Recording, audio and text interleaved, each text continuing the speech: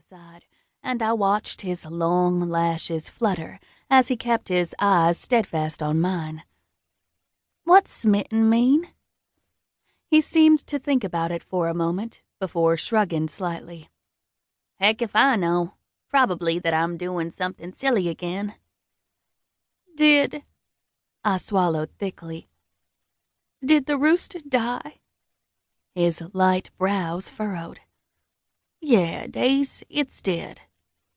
Wetness trailed down the side of my cheek, escaping into my messy blonde hair.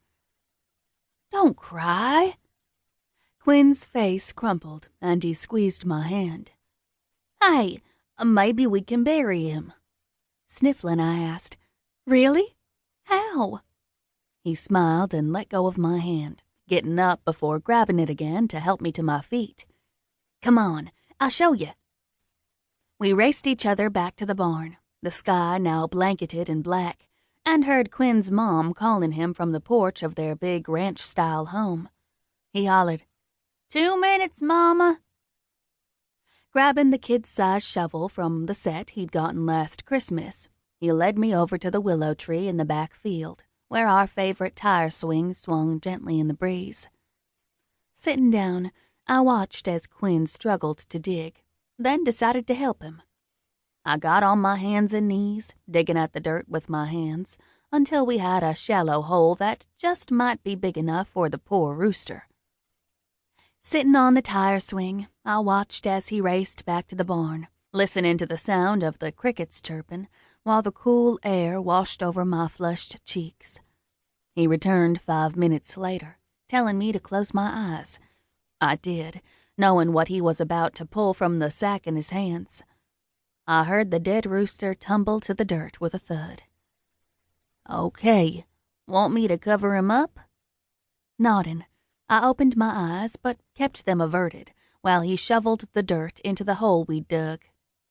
When he'd finished, I quickly collected some rocks from the nearby creek and placed them in the shape of a star on top of the dirt mound.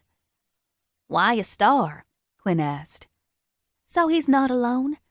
He can play with the other roosters and chickens in the sky in his dreams."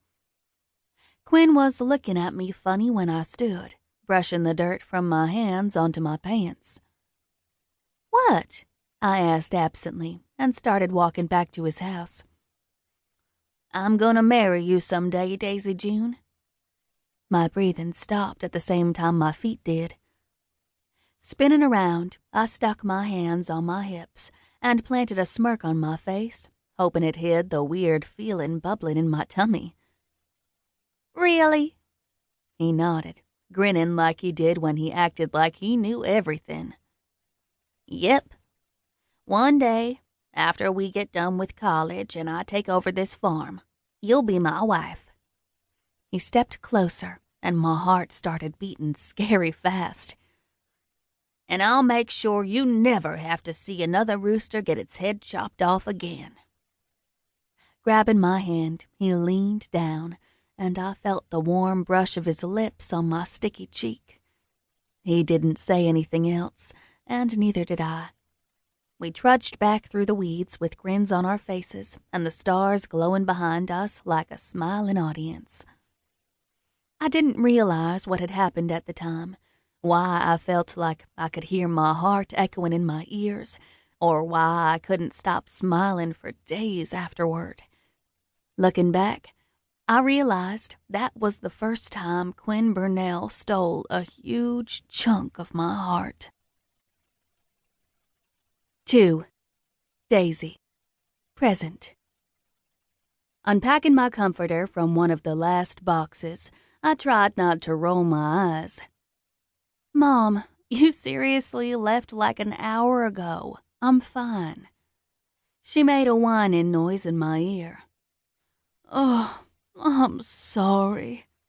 Sniffling, she murmured, "You're just going to be so far away.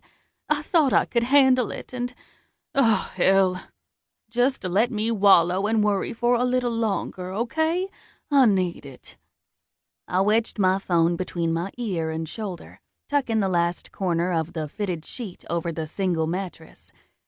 "Okay," I said.